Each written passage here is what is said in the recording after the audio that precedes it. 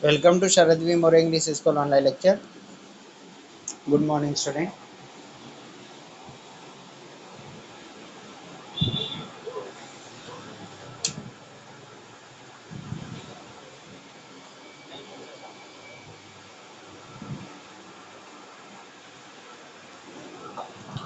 Now, yesterday we have learned about the sound waves. That sound wave is the longitudinal wave because the direction of propagation of the sound wave and the medium are parallel to each other. So that's why that wave is the longitudinal waves. And when the medium in which the wave is traveling and the direction of propagation of wave is perpendicular, then that wave is called as the transverse wave that we have seen yesterday. ये हम लोगों ने कल study किया था. And we have seen that the medium of the particles, that is air, in case of the sound wave, travel in the form of the compression and rarefactions. किस form में वो ट्रेवल करते हैं? Rarefaction and compression के form में. And the maximum value of the pressure or density is indicated by amplitude A. जो maximum displacement है उस वाइब्रेटिंग मॉलिक्यूल्स का या वाइब्रेटिंग मीडियम्स का, उसी को हम उसका क्या बोलते हैं? Amplitude. And the distance between the two crest and crest or trough and trough as shown in figure 12.1 is called as the lambda. यहाँ पे देखो ये क्या है? lambda. And this lambda is what? It is a wavelength. इसी को क्या बोलते हैं? wavelength. The distance between the two trough and trough or crest and crest is called as the lambda. तो ये lambda value है जिसको हम क्या बोलते हैं? wavelength. That we have studied yesterday. Now velocity of the sound. Yesterday we have seen the formula of the velocity of the sound. So see, the velocity v is equals to nu into lambda. Velocity is equals to nu into lambda. Now what is the nu here? Nu is the frequency and this is lambda. Lambda is the wavelength. Because 1 upon t. What is t here? T is the time period. T is the time period to complete the one circle. Okay, to complete the one circle. So 1 upon t is equals to nu, and nu is nothing but frequency. Because the velocity is equals to wavelength upon time period, so v is equals to lambda upon t. Thus velocity of the sound is equals to wavelength into frequency. तो क्या हो गया? Final हमको क्या मिला? इसको पूरे को अरेंज करके velocity of sound is equals to wavelength into frequency means lambda into nu, दोनों का product. Then we have seen in the solid the speed of the sound is high as compared to liquid, as compared to the gases, and the speed of the or velocity of the sound is more as compared to the gas. That we have seen yesterday. ये सब चीज़ें हम लोगों ने कल study किया था. Then we have studied about the velocity of sound in the gaseous medium, how it is related with the temperature, how it is related with the density, and how it is related to the molecular weights. The velocity is directly proportional to the square root of the temperature. Means when we form 4 times of temperature, initial temperature, the velocity become doubles. And the velocity is inversely proportional to square root of the density. Means when we increases the density 4 times, so its velocity increases half of its value. Now after that we have studied about the Audible, infrared and ultrasound. हम लोगों ने इसके बारे में देखा कि ये जो ह्यूमन बींग्स है human being human beings ear can hear the sound of 20 hertz to 20,000 hertz. 20,000 hertz is 20 kilohertz. So this frequency of the sound, this sound's frequency can be heard by the human ear. So this is called as the audible sound. And the sound whose frequency is less than 20 hertz is called as the infrasound, and the sound whose frequency is more than 20,000 hertz or 20 kilohertz called as the ultrasound. And then we have seen that some animals like bats can produce the ultrasound. वो क्या कर सकते हैं, ultrasound produce कर सकते हैं. और दो साइंटिस्ट ने क्या किया है, प्रूफ किया कि जो बैट्स हैं वो अपनी आँखों से नहीं देखते बल्कि क्या करते हैं, अल्ट्रासाउंड प्रोड्यूस करते हैं. और अल्ट्रासाउंड जो प्रोड्यूस करते हैं वो ऑब्जेक्ट से टकरा कर रिटर्न आती है, और रिटर्न आती है उससे वो क्या करते, एस्टिमेट करते कि उनके रास्ते में तो कुछ रुकावट है या क्लियर है रास्ता. तो उसकी वजह से वो क्या करते हैं, वो आगे बढ़ते हैं. And after that we have seen the uses of the ultrasonic sound. अब उसके बाद देखा कि अल्ट्रासोनिक साउंड के इस्तेमाल यूज कहाँ कहाँ होता है.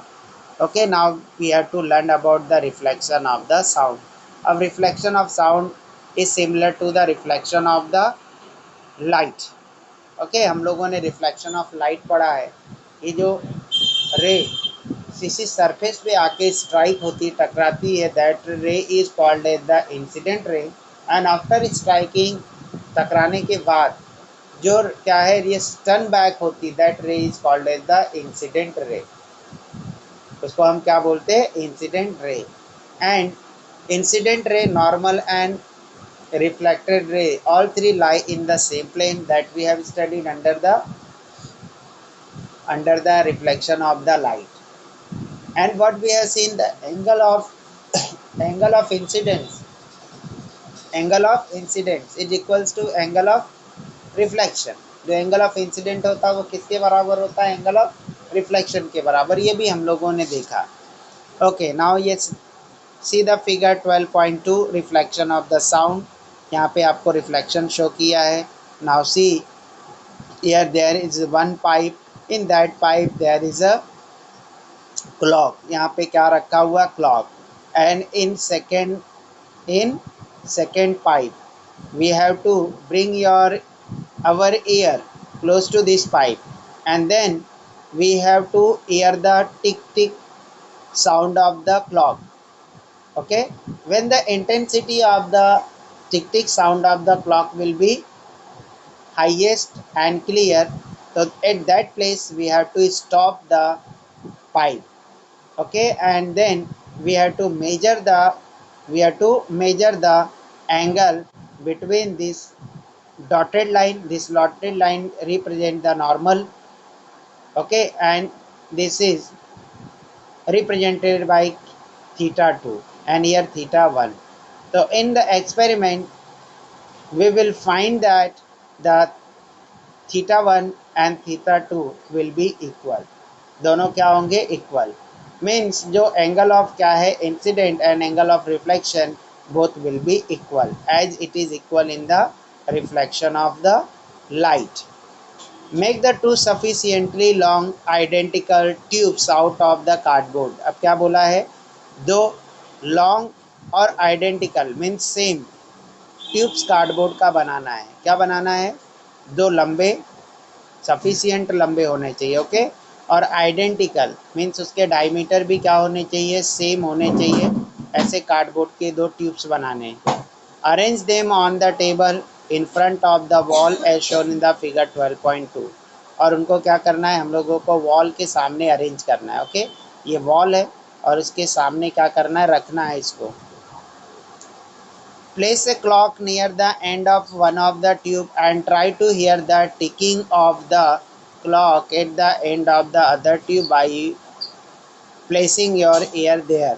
अब क्या करना है, यहाँ पे एक क्लॉक रखना है एक ट्यूब में, और उसको क्या रखना है, हम लोगों को फिक्स्ड उसी पोजीशन पे रखना है. उसकी पोजीशन चेंज करनी नहीं है.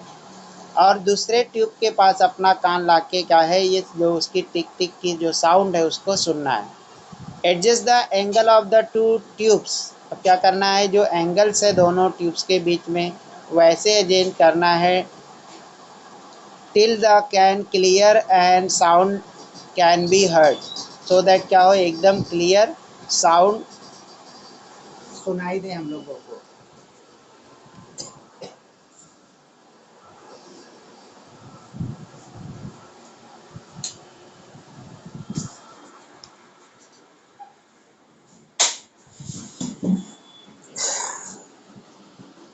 Adjust the angle of the two tubes till you can hear the sound very clearly। दोनों ट्यूब को इस तरह से क्या करना, अरेंज करना ताकि हम लोगों को साउंड एकदम क्लियरली सुनाई दे। Measure the angle of incidence theta 1 and angle of reflection theta 2। Try to see if they are related in any way. और उसके बाद क्या करो, ट्राई करो कि वो एक दूसरे से कैसे रिलेटेड है।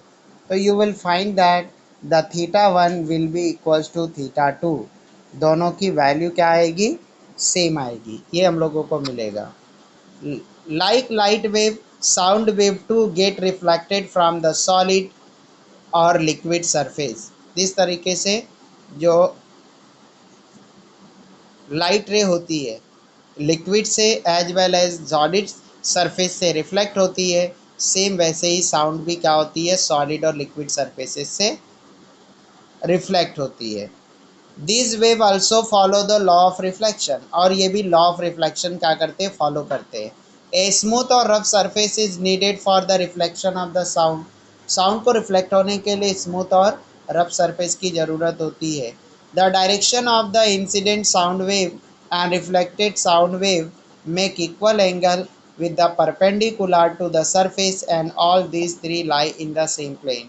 अब जो ये देखो यहाँ पे क्या है, ये परपेंडिकुलर है, जहाँ पे ये सेंटर, जहाँ पे ये क्या हो रहा है, ये पाइप पाइप पाइप जो दोनों साइड में रखा, तो ये जो परपेंडिकुलर है मतलब ये और ये एंगल यहाँ फॉर्म हुआ उसका सेंट्रल पॉइंट, और इस सरफेस पे 90 डिग्री बनाने वाला जो डॉटेड लाइन शो किया दैट इज परपेंडिकुलर। तो what we will find here, the theta 1 angle of the theta 1 and measure of the theta 2 are the equal and all three lie in the same plane। जो क्या है, incident, reflected और जो perpendicular है, ये तीनों एक ही प्लेन में प्रेजेंट है। The direction of the incident sound wave and reflected sound wave make equal angle with the perpendicular to the surface and all these three lie in the same plane. Good and है bad reflector of the sound. अब क्या पढ़ने जा रहे हैं हम लोग, जैसे हम लोग पढ़ते हैं कि good conductor of electricity and bad conductor of electricity, ये हम लोग स्टडी करते हैं। क्या करते हैं, good conductor of electricity and bad conductor of electricity के बारे में स्टडी करते हैं। In same way those material which allow to propagate the sound called the good conductor of the sound and those material which do not propagate the sound called the bad conductor of the sound। उसको हम क्या बोलेंगे, bad conductor of sound। okay, how much of the incident sound get how much of incident sound gets reflected decides whether a reflector is good or bad reflector। अब कितना sound क्या हो रहा है, रिफ्लेक्ट हो रहा है, ये उस रिफ्लेक्टर वो क्या है, वो गुड रिफ्लेक्टर है कि बैड रिफ्लेक्टर है, उसके ऊपर डिपेंड करता है। ये hard and flat surface is good reflector. ये हार्ड एंड फ्लैट सरफेस, एक हार्ड और फ्लैट सरफेस होगा जो वो गुड रिफ्लेक्टर होता। While clothes, paper, curtain, carpet, furniture, etc. absorb sound instead of reflecting it and therefore they are called the bad reflector। They are called as the bad reflector, इसलिए उसको हम bad reflector बोलते हैं। तो bad reflector के क्या example है, clothes, paper, curtain, carpet, furniture et cetera. Because वो क्या है, एब्जॉर्ब कर लेते हैं, उसको रिफ्लेक्ट करने की जगह पे क्या करते हैं, एब्जॉर्ब। इको, अब ये इको क्या है, जब हम कोई साउंड प्रोड्यूस करते हैं तो वो साउंड रिफ्लेक्शन होने के बाद में रिफ्लेक्ट होकर फिर वापस से हमको सुनाई होती है उसको हम बोलते हैं, उसी को हम क्या बोलते हैं, इको। क्या बोलते हैं इसको, echo. Echo, you must have visited an echo point at a hill station. अब ये हिल स्टेशन जो होता है जहाँ पे हिल स्टेशन लाइक जैसे महाबलेश्वर है और जो माथेरान है, तो ऐसे पहाड़ियों पर जब हम विजिट करते हैं, घूमने जाते हैं, उस टाइम वहाँ पे सनराइज पॉइंट, सनसेट पॉइंट और इको पॉइंट्स होते हैं। तो इको पॉइंट वो पॉइंट होता है, वो जगह होती है जहाँ से अगर हम जोर से चिल्लाते हैं तो क्या होती है, वो हमारी आवाज़ वापस से रिफ्लेक्ट होकर आती है, उसको हम इको पॉइंट बोलते हैं। क्या बोलते हैं उसको, echo point.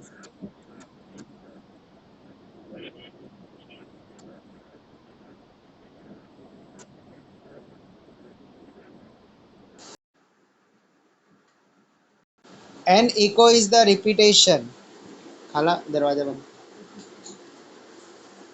If you shout loudly at such point, you hear the same sound just after a little while.